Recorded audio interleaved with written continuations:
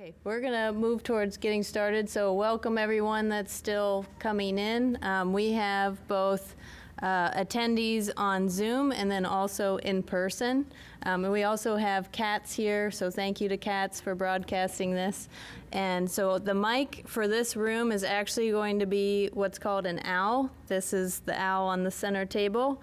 So if you're coming up to speak, these mics don't actually amplify your voice, so just please make sure that you speak clearly and loudly if you can. So we'll go ahead and get started. I just want to introduce staff here tonight. My name is Jackie. I'm the director of the planning department. My name is Ann Crisilius. I'm a planner. My name is Daniel Brown. I'm a planner and the address coordinator. My name is Drew. I'm a senior planner.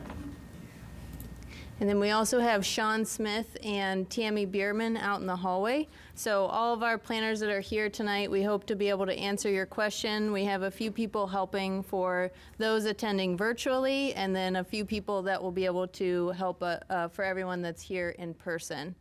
So I'll go ahead and get started. So this is the County Development Ordinance listening session number 1. We will be having 4 sessions similar to this, but the purpose of this is to hear from the public. And we have 4 members of our Plan Commission here with you tonight, and they will be listening to your testimony about your draft zoning as well as the draft use table. So I just want to spend a little bit of time. Hi, welcome. Come on in. I want to spend a little bit of time discussing where we are at and kind of what the County Development Ordinance is. So right now we have broken out the County Development Ordinance into 3 modules. We're currently on Module 2, though we have drafted some portions of Module 3. Tonight we want to focus specifically on your draft zoning and the use table, if we can. So we have staff here to help outside of the room. We do have paper maps of each of the township sections. And so if you would like to discuss what your current zoning is, what your proposed zoning is, we will have an opportunity for you to meet with a planner outside of the room if you're here in person. We also have an opportunity for how you can do this virtually. So the reason that we are putting together the County Development Ordinance is because the last time that we've had an update of our entire ordinance is 1997. So we've had a long time since the last full update, and we're hoping to put together a new zoning ordinance, subdivision ordinance, and zoning map. So having these types of public engagement sessions helps us get your input and feedback early so that we can make the ordinance the best draft that it can be before it goes for public adoption. The number of zones under the County Development Ordinance is going from 45 to 16, and the number of uses are going from 372 to 174. This is also that we can make an ordinance that's more predictable, more clear, and easier for the public to use, hopefully. So I want to go over the format of tonight's meeting and just a little, some ground rules for how we're going to be operating tonight, just so for those of you in person or on Zoom. So in the hallways, if Tammy and Sean can raise their hand, they will be helping out that door in the back if you're in person. We have a one-pager, which is on the table as well. It's a map exercise that if you want to fill it out, you can put in what your proposed zone is, what your existing zoning is, and work with a planner outside. Now, some of you that have come in tonight may already have that information, may already be ready to speak. So you can stay in the room, and we'll go ahead and start the testimony right away after this presentation. But for those of you that would like to speak with a planner, see if you can get additional questions answered, you can go out in the hallway and get those questions answered. The reason we're breaking it up is because we are recording this on Zoom, and so we don't want too many side discussions to make it hard for the people joining virtually to be able to hear what the testimony is and what the next steps are. So some of the things that we hope to hear from you tonight, if you come up to speak at the podium, is do you like your zoning district? Do you wish to be in a different zoning district? Why? Are there permitted uses in your district that you're concerned with? Are there permitted or conditional uses that you're concerned with being permitted in nearby zones to your property? Or are there specific things that you really like about the ordinance? So if you have specific questions about the ordinance, the testimony that you'll be giving will be to the Plan Commission. And so it might be better to see if your questions can be answered by staff first, and then maybe have your testimony directed toward the Plan Commission, be as efficient as you can discussing your draft zone and what you would like to be zoned if something different than what the draft is currently proposing. So for those of you that are joining virtually, you can navigate to the monroecdo.com webpage, and under the tab Maps, you can scroll down and find the draft zoning map online and scroll into your property, and when you click on a parcel, you'll be able to see what the current zoning is and what your proposed zoning is. But for those of you in person, we can also just help you out in the hallway. We also have tonight something that's new in the current module, which is going to be a 2-pager. So if your draft zoning is, let's say, Ag 2.5, which makes up 70+% of the county, then you will be able to have a 2-pager where your uses will be on one of those 2 pages, as well as the design standards. So that's your setbacks and relevant information. So that will be very helpful for you to determine in a one-stop location what all the uses are that are going to be permitted in that zone. And I also have the QR code for those of you that would like to scan that if you would have a mobile device here. Okay, and then I'm going to hand it over to Drew to go over some of the ground rules for speaking tonight. Yeah, so to keep things in an orderly conduct, we do have some ground rules for speaking up at the podium. So please come up and state your name and your address of the property that you have a question about or you want to comment on. Each individual will have 2 minutes to speak.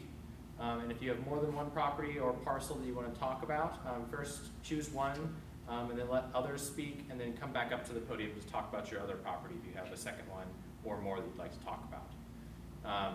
We will alternate between Zoom attendees and in-person attendees so that everyone gets a chance to speak during this meeting. And staff can help pull up an aerial of your property as you speak, so if there's any specific questions regarding that property, we can reference it on the screen during that time.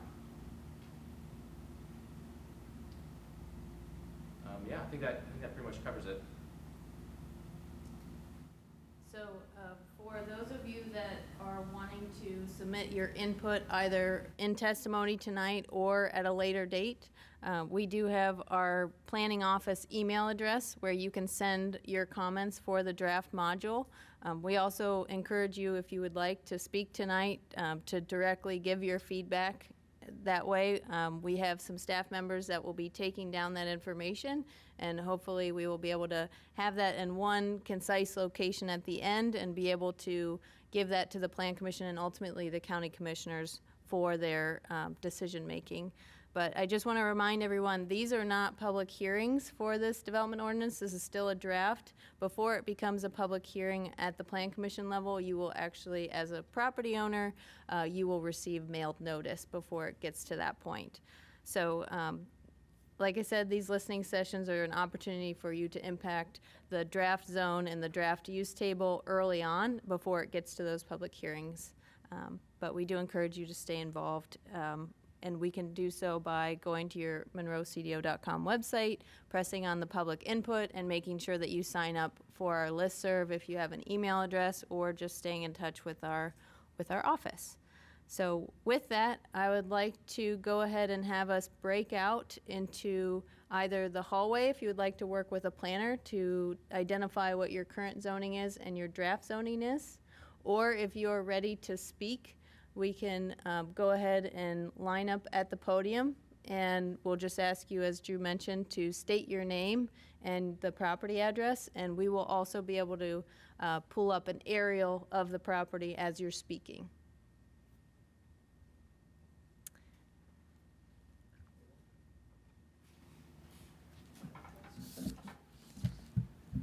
You want me to sign in, I take it?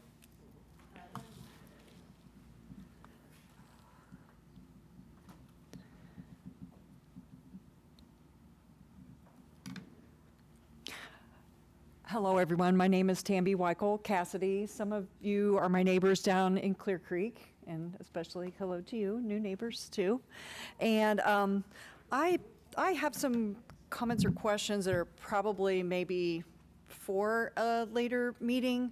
But one thing that I would like to ask about Clear Creek is I know that we have like some areas like Harrodsburg and Smithville that are like rural communities, and I wanted to know a little bit about rural community zoning and how that might affect an area like Clear Creek. Because in addition to that, of course, there are some of our properties that are in a floodway, some where most are in a floodplain. And I also wanted to question or maybe introduce an idea that sometimes maybe what you consider a zoning overlay, why wouldn't that be your zoning? Like, for example, if you are in a floodway, I think that the zoning parameters define what you can and can't do. So maybe some of those types of things should actually be a zone as opposed to an overlay. That might be a little too much, but I don't know. It's just something to think about, I think.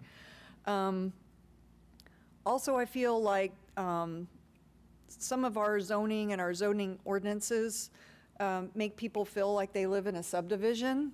And there's always been that sweetness to living in the county. And, you know, we lose that sometimes when we have like an ordinance that says I can't park my RV for more than 120 days. Well, I wouldn't have bought it if I couldn't parked it on my own property. You know, I'd live in a subdivision with a rule that says I can't park it on my own property. So otherwise, that encourages me to build a building to put it in. And, you know, there are height limitations there because I have to have a 14-foot high door to do that. So these are just some of the things that I hope that you will think about as you go through this process, that I know residents like myself enjoy living in the county because there supposedly are fewer restrictions, but it certainly doesn't feel like that at many times. And just making sure that it makes it so that property owners that are trying to improve maybe don't have to go through like a zoning appeal process just because they're trying to improve their property, because sometimes that makes it too expensive for them to do the improvement, and then you're just going to have rundown properties where people can't afford to fix them up, and then you have a declining community. So I think these are really important things to consider.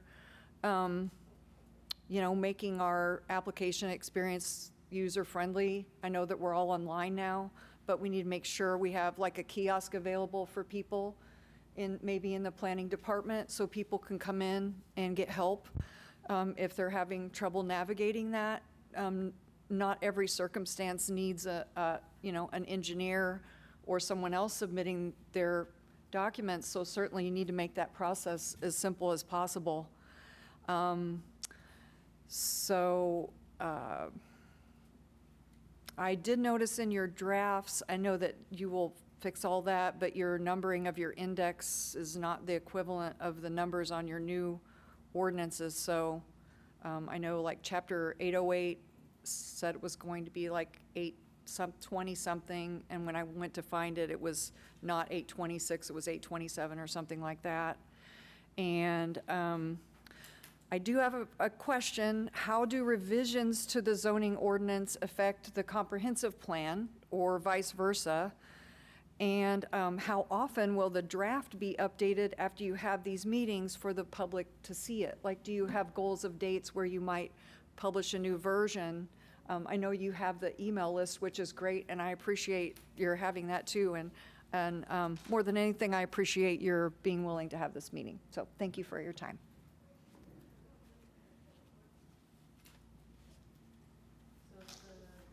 Plan Commission members wish to make any comments at any point, you are welcome to. Otherwise, we're going to shift back and forth between those on Zoom to see if they'd like to comment, and then those in person. Comment. Well, one, I thought it would be nice if we could just introduce ourselves to the group.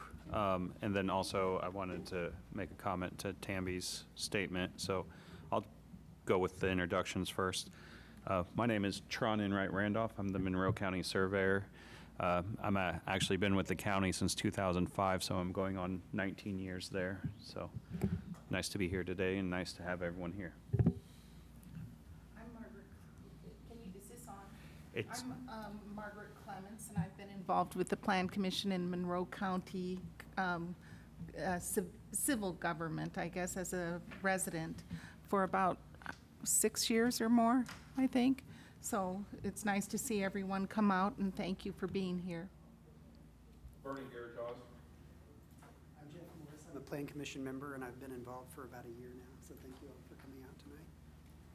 and then I guess my comment to Tamby that just spoke is we were actually having some of this discussion about RV storage at our just our recent ordinance review committee. So it is an ongoing discussion right now, and I think there is a little nuance there with the HOAs not permitting him and that not being anything that we have too much of a say in. So I just wanted to kind of bring that up too. Daniel, is there anyone on the Zoom screen that wishes to speak? Is there anyone with their hand raised? Not at this time. We did have somebody who asked for a link to Module 2, which was provided. Okay. All right. The packet that was discussed at one of the Plan Commission meetings. Okay. All right. Would anyone else in person like to come up and speak?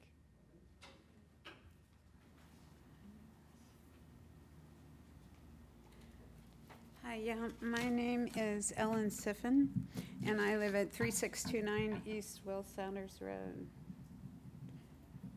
And I've kind of been involved with this somewhat, but when I look at these 3 papers that I have here, Ag Residential 2.5, Forest Residential 5, FR5, and Suburban Density Residential SD zoning district.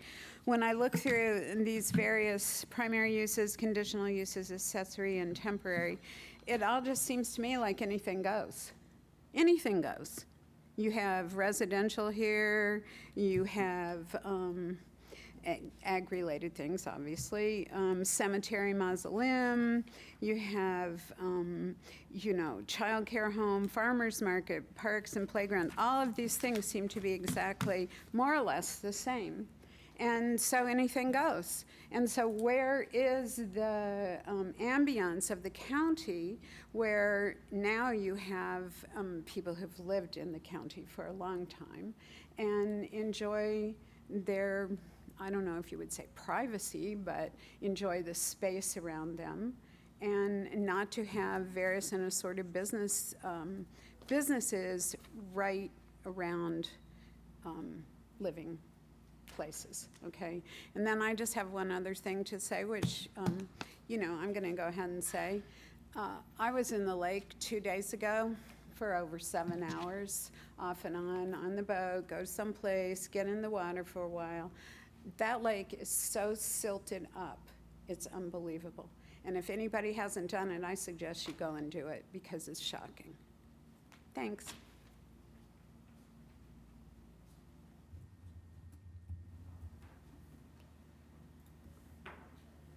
Going to pull up just the Module 2 draft for anyone that wants to navigate to the location of where the draft is.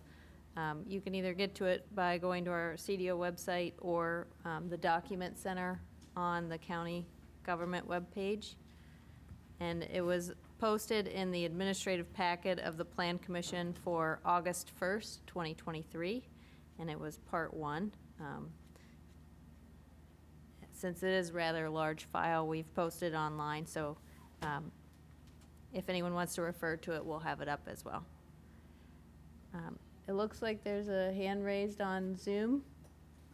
Daniel, can you make it so that they're allowed to speak? Oh, thank you.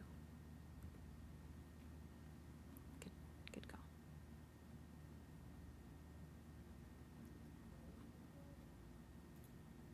Do you know how to make it so they can speak, Daniel?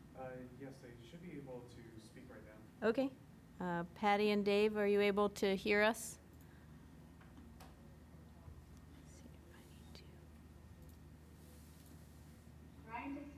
Yes, we can hear you. Okay, thank you. I have two concerns primarily. I'll address the most important one first, and then I'll come back as you requested earlier. And first, I want to thank planning for answering all my questions. I've had many, and you've been very responsive, and I appreciate that. So let me begin by saying hello, commissioners. As residents of Monroe County for over 30 years, we would like to express our concerns about the proposed CDO. Our property of 16 acres is zoned currently as RE1, and now is proposed as suburban density. If zoned as such, when our ownership ends, permitted use of this property as a horse farm also ends. Zoning of AG 2.5 would permit continued usage of this property as a farm after our ownership. Equine facilities such as this are needed and are in short supply. The pastures allow grazing and exercise for horses, while the maintained barns provide shelter and storage for their needs. This property's green space encourages pollinators like honeybees and monarch butterflies, while the established riparian buffer helps mitigate rain events along Clear Creek and provides habitat for many species. Please consider zoning this property as Ag 2.5. Thank you.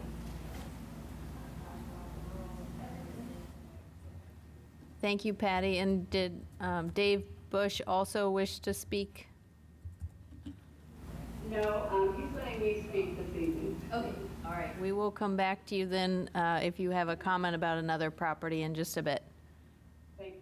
Okay, thank you. I would just like to chime in for a minute, and it's something that I've expressed before, and that is I don't want to forego our opportunity to harness, no pun intended, the equine economy, because I think that it is something we're positioned well to take advantage of horses, horse breeding, and there's a real economic development to opportunity for our region.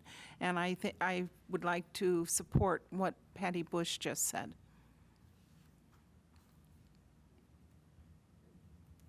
Is there anyone else in the audience that wishes to come up and speak? Is it okay to make a request to see can you put the new or the proposed zoning, can you overlay that, please?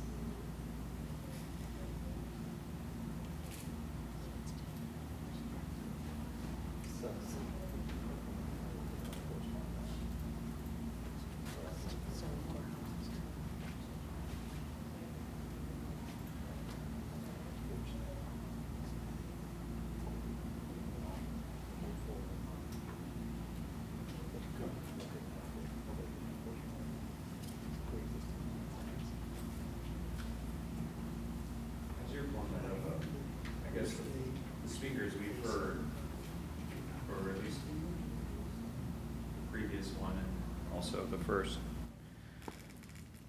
was those were the only two speakers, right? We had three, and Tamby, Ellen, and Patty.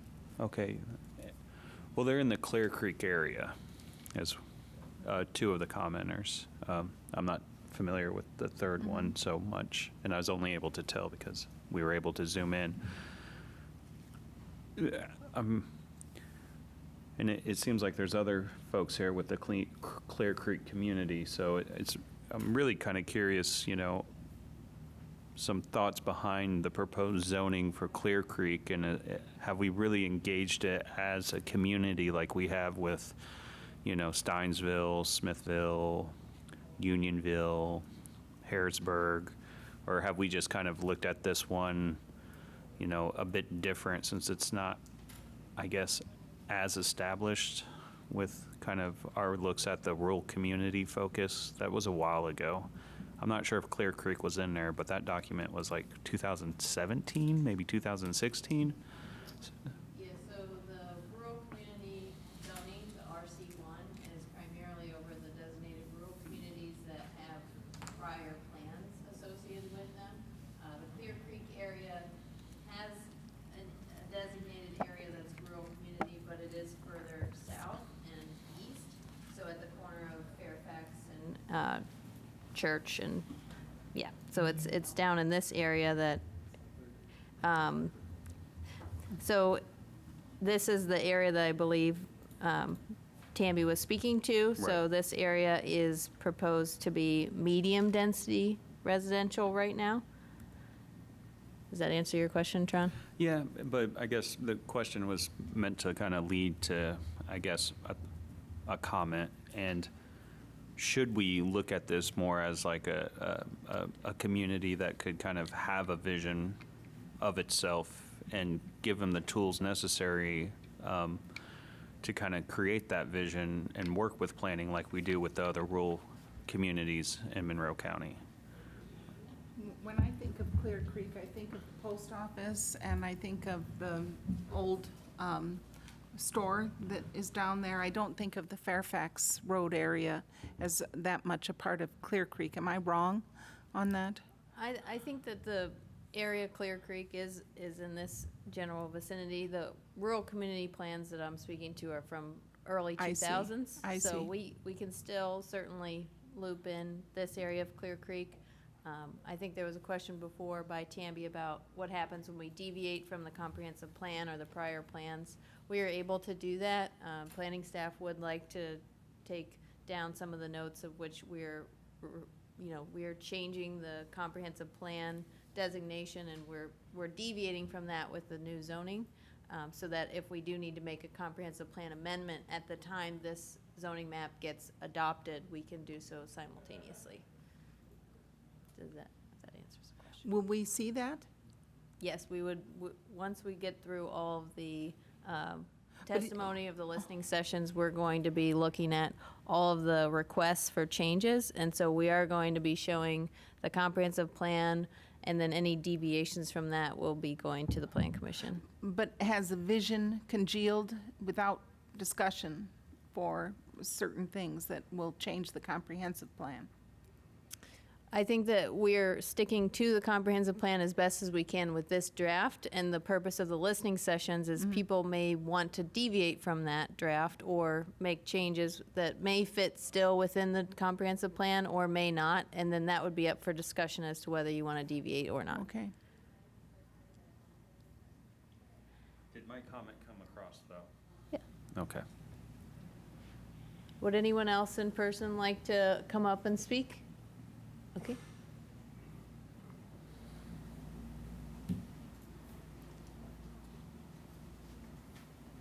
I need to sign this?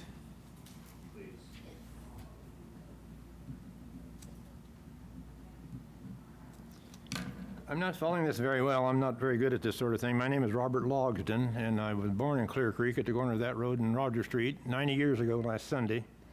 I presently own 3 small pieces of property south of that on the 4900 block of South Roger Street, including the Independent Order of Oddfellows building, which is now a variety store, Stella's Place. And I'm curious as how this is going to affect me and the future. I'm presently grandfathered in the operation of the business, and I bought it in 1979, and I've been operating it ever since. So you have to excuse my ignorance of this whole program, but I'm curious as what this is going to, if it's going to develop, have any effect on my business or what the future holds for the whole thing. Thank you. Happy birthday. Thank you. And I will answer that question. So if you have a current use that is pre-existing the date of the 1997 ordinance, and you continue that use into this new ordinance, it could still be determined to be pre-existing legal, non-conforming. But if you would like to propose a change to the zoning map that would just make your use legal, it may allow for other allowances such as expansions of the property or changes of the use that could stay in line with the business use of the property, let's say. So that would be the purpose of advocating for a potential business zone as opposed to a residential zone or a mixed-use zone, such as maybe the rural community zoning. Thank you. Do you Yes. know people who might want to carry on your business?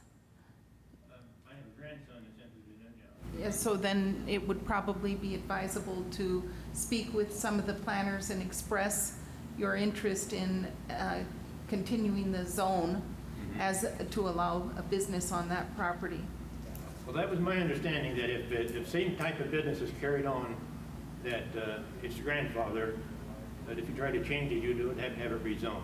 But if it changes hands, if the property changes hands, is it grandfathered as well? It could still be grandfathered if the use is continued and not discontinued. But if you had it, that's if it's under a zone that doesn't permit the use outright. Now, if the zone permits the use outright, it does not matter if it changes hands, discontinues, picks back up, changes use, then it would just be permitted.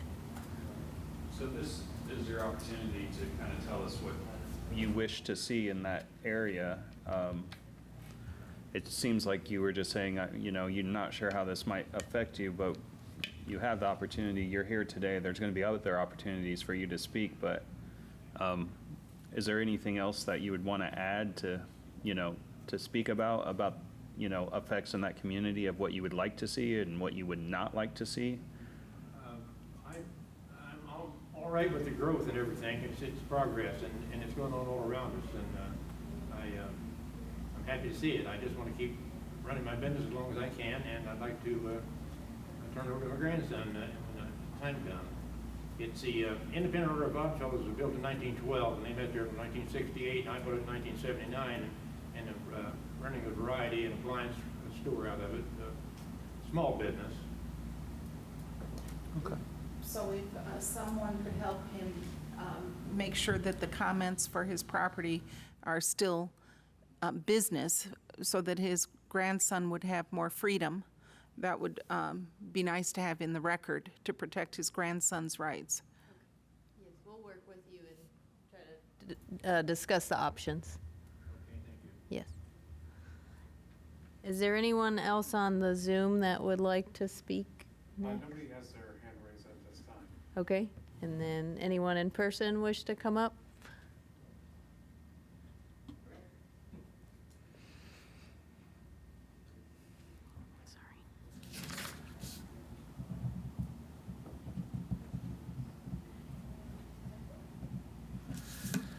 Good evening, I'm Randy Cassidy, resident of Clear Creek also, but the questions I'd like to ask are in regards to the community of Monroe County as a whole, in regards to it, and starting with the aspect of the economic determination of where we are in regards to our overall amount of land that's being set aside for manufacturing, employment, and how that impacts either in the rural communities and in the areas that are, we would consider our livability, where we want to have that compact urban form in our rural areas. Have we identified in these areas, I'll use Clear Creek, Harrodsburg, Smithville, Unionville, where there would be potential employment opportunities around those rural communities, so that we wouldn't have to have the traffic, the continuation. I don't know if we've changed or looked at that particular thing or not. So when we get into, use Unionville, use Harrodsburg. You know, Harrodsburg in itself, you know, has all of the subject utilities accordingly, and, you know, but yet doesn't really have any employment zoning down there that I'm aware of, if we look at. So Randy, are you referring to the rural communities and more specifically than the county as a whole? Yeah, in the whole. So as we address the young lady's comments in regards to our rural tranquility that we have, and these rural communities that were established 100+ years ago, that we look at how we enhance those communities with the opportunities to have the growth in those downtown rural areas. So we create that sense of community. And by having that in an employment areas in there, what do we have? Because when we get into our pre-existing non-conforming businesses, we need to verify that we can have that business continuity to try to ensure that those businesses that are built up in there on personal pride, care, that they have those things, that when it becomes if it's pre-existing non-conforming and then it changes, and I'm going to use the example, unfortunately, of something I've seen that has happened in our community, where someone has went into a nursing home and discontinued their business for a period of time, and then then sold it and had no idea that they no longer, it wasn't going through Monroe County Planning. I will be forthright in regards to that. But they weren't able to continue that business. They had sold it. They thought they could. So that's the pre-existing non-conforming legacy businesses, I guess, is what I'm trying to refer to, so that we can keep that rural community, build the things up that all of us want. Now, with that, wherever this is in and primarily it's Harrodsburg, Smithville, Unionville, Steinsville, Clear Creek. In Clear Creek, that's my heart, but, you should never, don't always concentrate on yourself. Try to concentrate on the others as a whole. And, so that's the question I have in regards to our rural community and how we also make sure we have employment opportunities that as the Economic Development Corps here in Monroe County, or someone comes in and says, I'm going to be the next Stephen Jobs, I'm going to be the next, pick a business that you like, that we're going to grow. And as I always try to say, let's plant the acorns. The acorns that are planted small grow up to be oaks, and we have deep roots. And we all come back from where we came from. And if we grow something up internally, you kind of get pride in it. I mean, you have the Smithville Ski-Bows, you have these unique communities that are created by the individuals. So the rural community on that. And then the economic aspect as we go from industrial, manufacturing, to, rural area. We want that rural feel in the county, but we also have to have those employment centers identified that we can, and the acreage that's necessary as we go through. And I'm assuming that planning is working with the economic individuals in the county and the city to pick those particular areas. So when there's something that comes in that as a community we want to be able to grow from employment, they have that opportunity to make it happen. Life sciences, the things that we care and want to do. It's already set aside. Now, the next thing I have a question on is the density and the affordable housing that we have an issue with in Monroe County and South Central and this area as a whole. And this is just a question about the zoning portions of the higher density or mobile homes. And the reason I say that, we've all have a connotation or majority of what mobile home courts do. We've taken out a significant amount of them in Monroe County. Yet, when we look at modular housing, or we look at these circumstances that get people started, the up step of that, how do we determine our zoning in an areas that will bring that up, which gives people that first opportunity to have a place that they own, that it's not a rental. The land may be a lease, but the property themselves is something they take pride in. Are there areas that have already been designated for that? Yeah, so I can answer a few questions, and I know, trying to keep it to the time, but I know you're kind of discussing broadly, not particular property. So I did pull up on the screen to discuss the RC1 zoning district.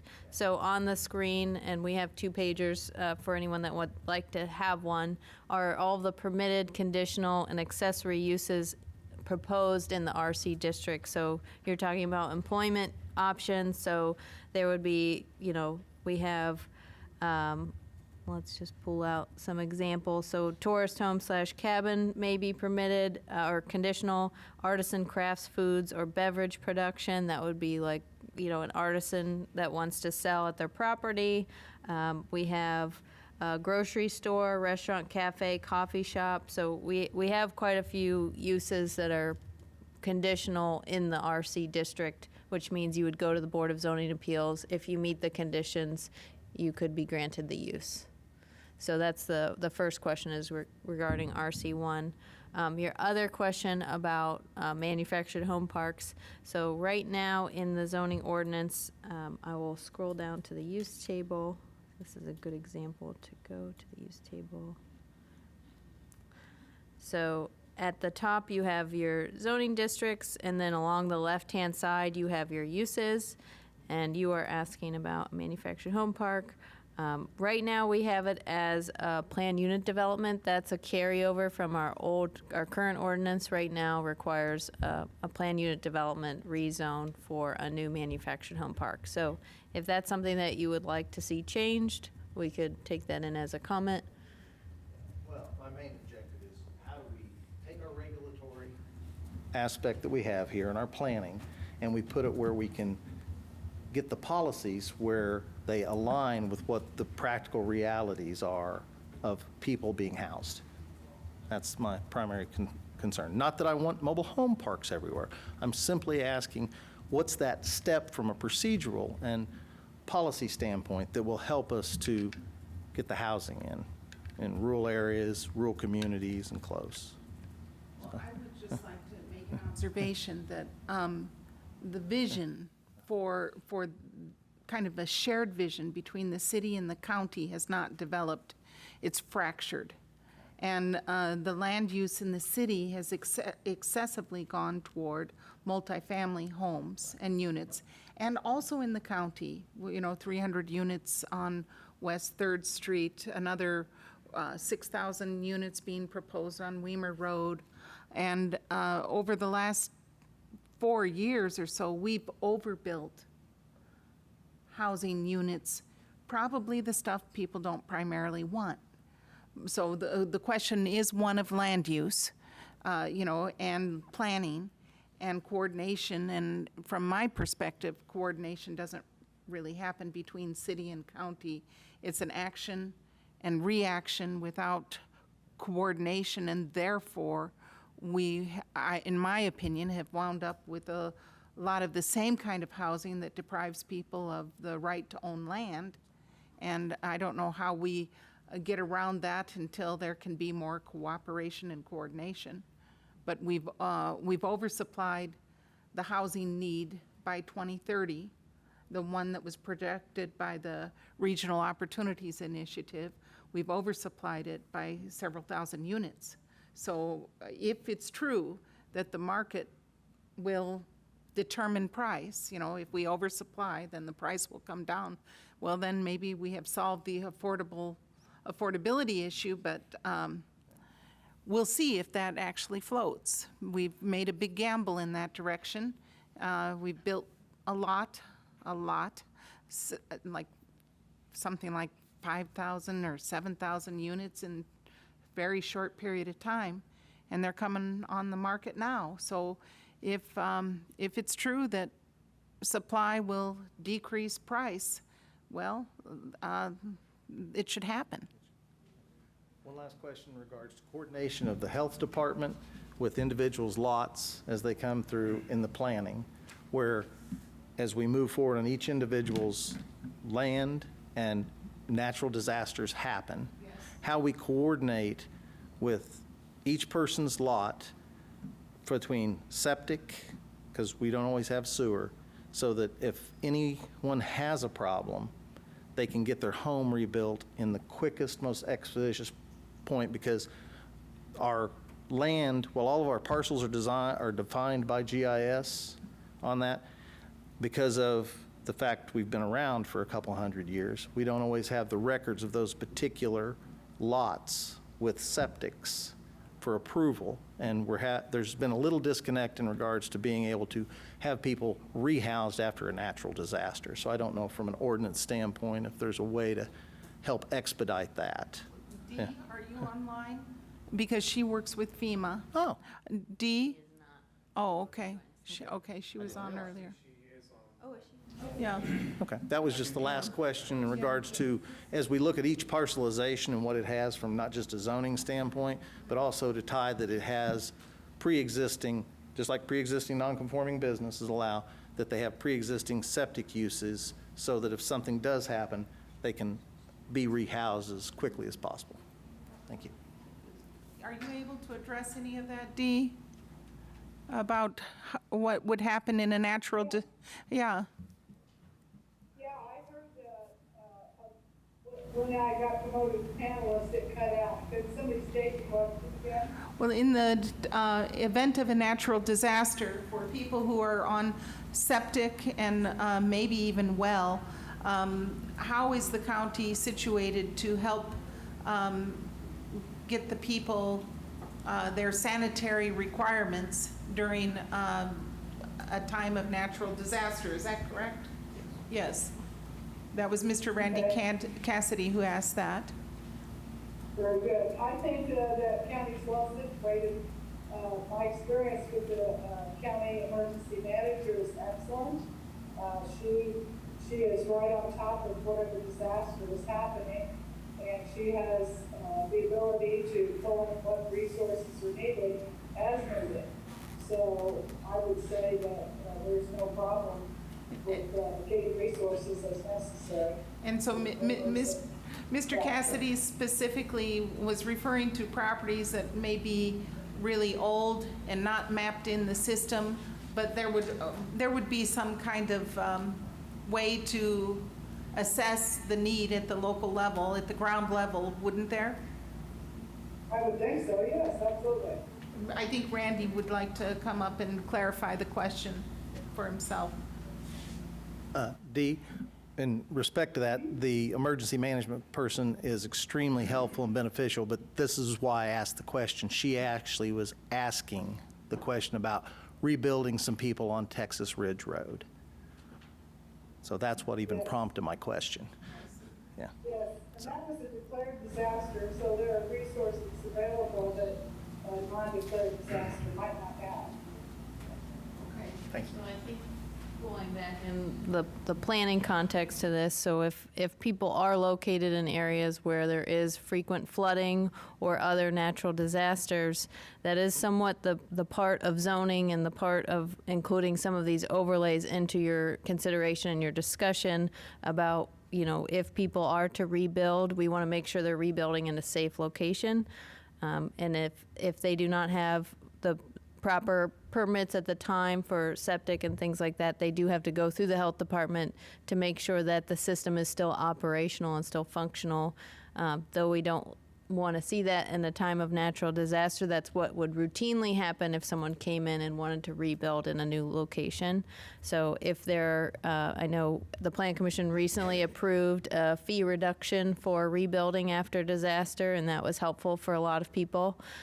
If there are other things in the zoning ordinance that you wish to address after natural disaster and rebuilding, we could put that into maybe a pre-existing non-conforming chapter. But the requirements for a health septic permit would still be at the ordinance of the health department, so. Briefly, Randy, to go through some of your questions, you know, you hit development, or pardon me, you hit affordable housing. It's the buzzword that everybody uses. We don't know what to do with it, right? You know, it's an input-output. Development costs, your line of work, you understand development costs, at least a big part of it. In development costs, you've got the conditions and things in our development standards that we put on projects at the beginning that have to be paid for. Land costs is another one, right? If we reduce the supply of land, the costs are going to increase. So what are we doing to maximize buildable areas? And things like 15% slopes are those things that reduce the amount of buildable land, that reduces supply and therefore increase the cost overall. Finance costs are huge because the cost of land is huge. And if you've got to finance it, that's another factor. You know, you hit manufactured home parks, and Jackie's and her staff, they did a nice job educating the Plan Commission and the Ordinance Review Committee several months ago on the difference in manufactured homes and pre-1973, post-1973, and how the county is looking at evolving into really not recognizing the 1973 homes whenever they've got to be redone. Which is important because they just don't meet some of the design standards that are necessary for a safe existence. I don't know that there's ever been a manufactured home park or PUD because it's under a planned unit development. The development standards in the current ordinance, which the CDO will probably make a difference with, I actually put one together about 12, 15 years ago, and the development costs of that were tremendous. And it just, you can't afford really to do a manufactured home development without, and still make it affordable, right? And you hit it on the head. I learned a tremendous thing. I learned tremendously about manufactured homes, and they really are a stair step to home ownership and just moving forward in a person's life if their goal is to own a home. It really does. It is not a nice launching pad. So it's a balance, but development costs, land costs, supply and demand, all these things are items that we need to think about and understand where we're getting the best bang for our buck while still protecting the resources and the investment that the county's making in properties and developments, public infrastructure, streets, roads, storm sewer, things like that, and look at the development costs, because those are pass-through costs to the end user. So anyway, very good comment. So we have about 20 or so minutes left, and so we do have someone with their hand raised on Zoom, and then if anyone else in the audience wishes to speak, okay, we do have one other person. So I'll go ahead and recognize the person online, if you could allow them to speak, Daniel. All right, let's see. Hello? Can you hear me? Yes. Thank you. This is Patty Bush again, and Dave sitting next to me. I want to speak to the next concern we have, which is within the CDO draft is possible increased density to our north. Clear Creek's critical watershed is experiencing increased flooding from climate change, impervious surfaces, and from direct release of stormwater upstream. We know this from February 2019 and June 2021 weather events. Please consider the adverse impacts of higher density development on the Clear Creek critical watershed. Thank you. And I did mention to Patty in an email prior to the meeting, there was a discussion by the Ordinance Review Committee that if there's been a rezone of certain properties after the comprehensive plan has gone through for that area, that we would go ahead and change the zoning map to reflect that. So in this case of this property, there was a rezone attempt to match the comprehensive plan, which is what we have on the screen, which would be medium density. But because that did not pass as a rezone attempt, and it's past the time of a comprehensive plan in that area, the recommendation is to change this to be a lower density area. So it would become something more like suburban density rather than medium density. So I just want to disclose that. Sure. Do you want to come up to the podium for a second? Is suburban density the density that you're referring to that would be like RE1 right now? Okay, thank you for that clarification. But you go ahead, Tamby. I was just wondering too, what is the density of medium density in all, 0.21? Okay. Yes, is the minimum lot size for medium density, and then suburban density is 1 acre. Good clarification. Yep. Clark, did you want to come up and speak?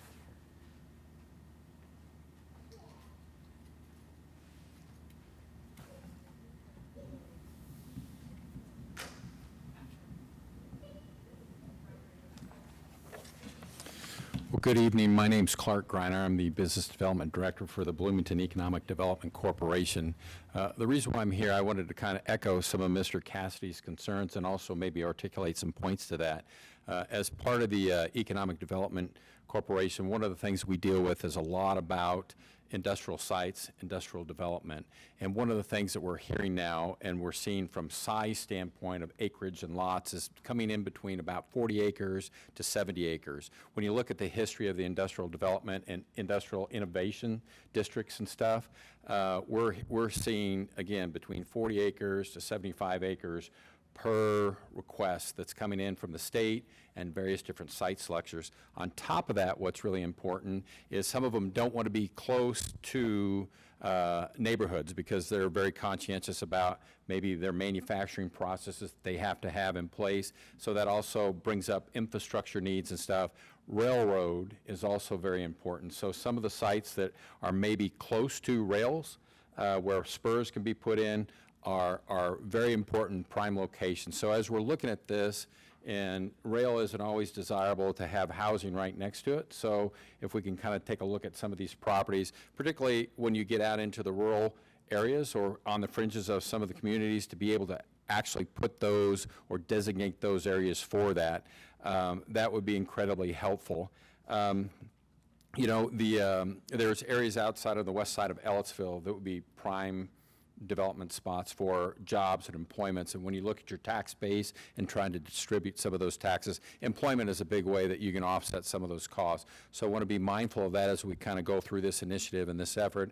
The other side, Vernal Pike, if you look at the time of when the last time we've really developed an industrial park, it's been a significant amount of time.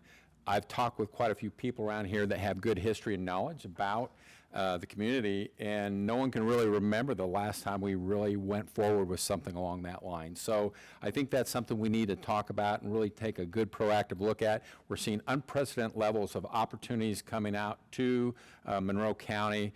Some of this is from reshoring that's going on across the U.S., but at the same time, we have some true assets here with IU, the community itself, as well as Crane, and we are a regional employment hub. 50% of our traded sector employees come from outside of the county. So if we can look at that from a housing standpoint, we can look at that from an employee standpoint, I think that'll do a lot to help us from a revenue standpoint as we grow and think about our community and manage that growth effort. And additionally, we can start to target certain industries that we want to do to attract and grow our community from an employment standard that really leans to the strength of Ivy Tech, of IU, and some of the other surrounding institutions. So I'd like to make sure that those things are really being strongly considered as we move about that. Those are some prime locations right up there. That you've pulled up, and I think those would be ones that we should consider.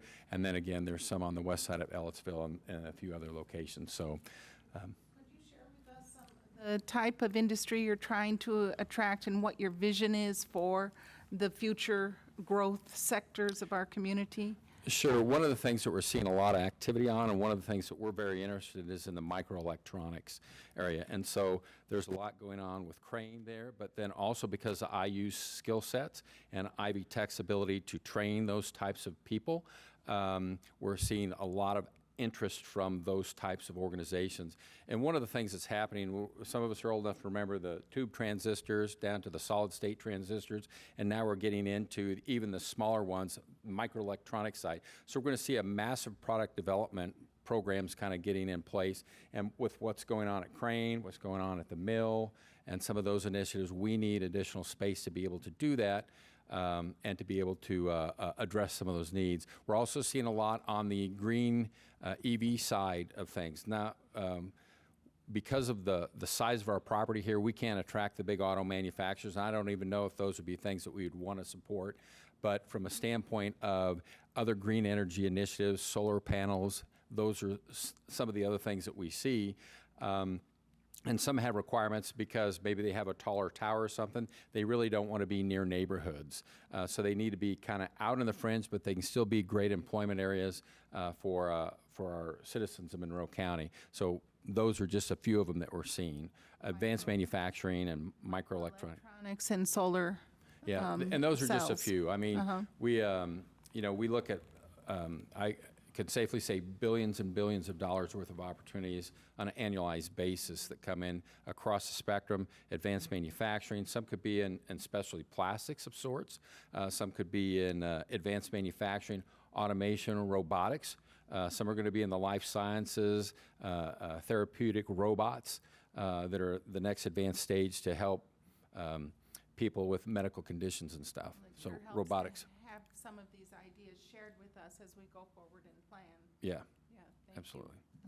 So this might be interesting to maybe if you've got time to come in and speak to and give us maybe a better idea or a more specific idea on how you deal with people when they come and they ask what Monroe County has to offer and what that conversation's like.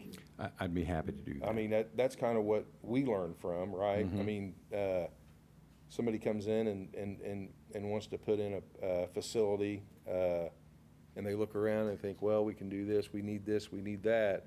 What's the process? What's the land use availability? What are the utilities in the area? What's going to be required? Is there any way to expand utilities, roadway networks? And, you know, how successful have you been to get people to come into the community when they come knocking on your door? Yeah. And I'm not putting you on the spot now. I'd love to hear an answer, but those are the types of questions that would be wonderful to dig into. Right. We'll be happy to do that. Just for your knowledge, about 90% of our new jobs from when you're looking at traded sector companies typically come from expansion opportunities. But one of the things you also have to be cognizant of is right now, going through the industry, if you look at the YMCA on the west side over there, when you look at who donated money to help get that built, many of the companies that were here at that time that donated to get that built are no longer here.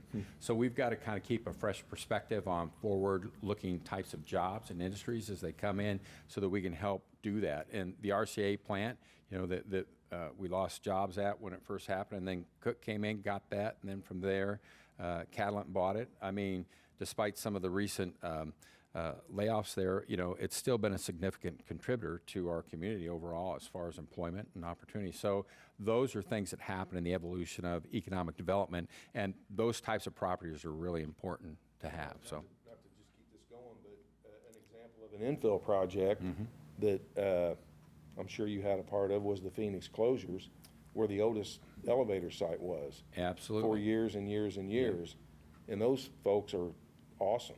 Yeah, we've been working with them for Yeah.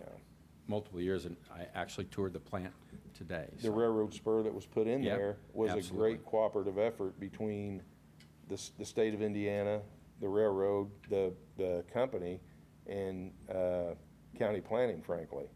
And Yes, that it was. And that's generated business on basically I don't want to say a dead site, because the person who had that prior was very ingenious on keeping it going, but what's there now is night and day. So, anyway. Yeah, brownfield redevelopment is very, very important to us. Yeah, And- don't and we- forget the brownfields. Yeah, 'cause those well, are we important. Yeah. absolutely look at those first. Right, Is one of the right. things that we try to do, so. But not all businesses can have brownfields, Sure, right? sure. They require other things. Because it's kind of ludicrous for us to talk about planning without knowing, having a conversation of, toward a vision, you know, so this is helpful. You bet. So I had a question, and it looks like we're looking at LI, and I just filtered out kind of all of our proposed LI zones here, and looks like we really only have kind of that chunk in Richland Township, and very minimal kind of south. So what I'm very curious is, what other zones might permit the type of business you're looking to support or you're speaking of today? And then also, where are we missing opportunity to potentially offer this type of use? Right now, I'm kind of limited by what I can see being proposed, but if you had like a blank canvas, like, what would your thoughts be on that subject? I think that would be very helpful for us to kind of evaluate and kind of, you know, ultimately determine kind of how to proceed with that type of information. You've packed a lot into that question, so I won't be able to answer everything in great detail. But, you know, as we kind of look at this from a land use standpoint, sometimes dependent upon the type of business, it would maybe be heavy industrial. But a lot of these companies that we talk to have very aggressive sustainability programs and stuff. So it's not like the giant smokestacks and heavy output and stuff. So those are types of things that we've got to be able to look at from that standpoint. Really, infrastructure on railroad, sanitary sewer are also going to be key on finding those locations and making them, as we've heard, affordable for that development. So, but I would love to get together on a more individualized basis with you guys and talk more detail about that. I'm sure that has an answer, but I want to be sensitive to the time. Right. Thank you. Thank you very much. Thank you. Zoom screen, Daniel? Nobody has their hand raised at this time. Okay. Is there anyone else in person that would like to come up and make a comment? Sure, if you have a different property or, yeah. Okay, I just would like to make a couple of comments based on some of the conversation, which I think is great to be able to have the conversation. First of all, one of the terms I really appreciate that I'm hearing is the word legacy on use, because I think that is a term that we can use to say this is continuing on. Our term now is the pre-existing non-conforming, and it makes you feel like you're breaking the rules already. It would be really nice if we could adapt a more user-friendly terminology, I think, and that's just an observation on my part. Legacy use, legacy business, however you might inlay that into the language, I think would be awesome. Another thing that comes to mind would be like in your zoning categories, if you have like limited business, these are the uses. It's been difficult for me to understand why you would group those uses together and say, these are the uses for this property, but then actually, if you sold that property and someone was going to use it for something else, even though that use is on that list, they can't use it for that without going through the planning process. I think that holds up business. I think that kills opportunities. It's too long of a time-consuming process. If you group the appropriate uses together, you would know that an insurance agent and accountant could use the same property. That property could be sold and change uses, and it would fit without having to go through and redefine everything at that property. I mean, because what's the use of even having a list of uses if you can't really use it for that every time the property is sold? I mean, it makes our real estate worthless, to be honest. And One of the things that, you may have two uses on a table, Tammy, that may be both permitted, but that specific property maybe doesn't support some of the individual elements that two different uses that are on the same chart may need. You may have a 5-acre parcel that these set of uses in that table are useful for, but a 2-acre parcel may not be able to support those. Sure. But to your point, where that can be kind of homogenized or balled together to maybe look at some overlap or processes for overlap, that's a good idea. Okay, and I appreciate that being considered. Another thing is, I really hope that we would concentrate on redevelopment of properties that have previously been used, that are sitting there. They need to be encouraged to be reused so that we can preserve some of these green spaces in these larger properties. I think that's a really important aspect that we need to concentrate on, pushing the easy button, whether that be for residential or business. Either way, that is going to help our environment. And I really hope that you all might move to allow public comment at either your regular meetings or your administrative meetings for business that's not on the agenda. Limit it to a couple minutes. That's where you're going to spur the kind of ideas that you're wanting to hear, rather than just at these special sessions. So I appreciate your time. Thank you very much.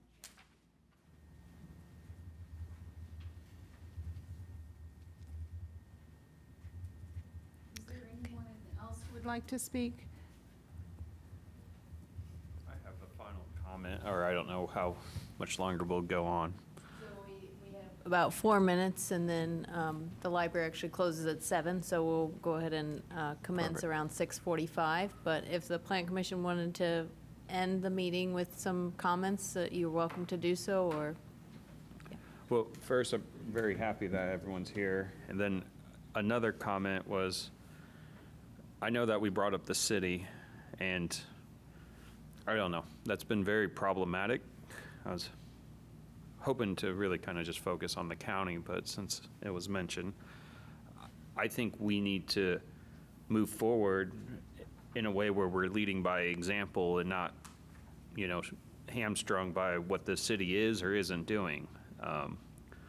There's been a few different things that came to the Plan Commission that has been moved forward favorably by the Plan Commission, but ultimately wasn't adopted. And I think we need to really, consider what's best for the county, the community, and focus on that. And, we don't have the ability to, reach into the city and ask them to do this and that. Now, I understand adverse impact, but ultimately, we really need to do what's best for the county. And a lot of the discussion today were focused around these rural communities, Clear Creek, and giving them opportunity. So if we're looking at to create maybe some employment or some density for options to buy homes and stuff, I feel like we really need to listen to those communities and move in a direction that really favors, the development and growth of those rural communities, and really try to get away from, what's going on outside of our jurisdiction. And if we don't, we're going to miss opportunity, and I would hate for us to see that. Yes, and in fact, there are two ways to miss opportunity, and I would like to say. One is through uninvolvement and disinterest in what's going on around us. If we're not involved, not included, and change occurs that then makes what we're attempting to do and spending money on irrelevant, then we have failed. We have failed. And so that kind of communication, that kind of didactic process is a fundamental, necessary dialogue for studied and considered growth, and to do it without considering what is happening in the city, and to only find out about it later is harmful to the people we serve. It's harmful. And so that's why we're here, is to protect the interests of the people and the businesses and the employment opportunities and the land. That's why we're here. We need to be good stewards of all of our resources. Thank you for coming to the Southwest branch of the Monroe County Public Library. Almost perfect timing there. 15 minutes. Please gather your materials and belongings and head to the nearest checkout desk. We appreciate you coming to the library today. Bernie and Jeff, did you? Yeah. For doing such a wonderful job and leading us through this very complicated process. You all have just been wonderful throughout, so thank you. Thank you. And we will be having 3 other listening sessions. We're hopeful that people can come and speak. If they didn't have a chance to speak today, please feel free to come to the next session or join us online. We do hope to get the word out and get more people coming. It does take an extensive amount of staff time and effort to put these together. So we are hopeful that they're fruitful and productive for people, and you feel like you have a chance to be able to give your testimony. I'd like to thank you all also for your effort, and I'm disappointed with the turnout here. I thought there'd be a little more input on the Me too. Thanks again. Do you remember his name? Yes, thank you. All right. Thank you, everyone.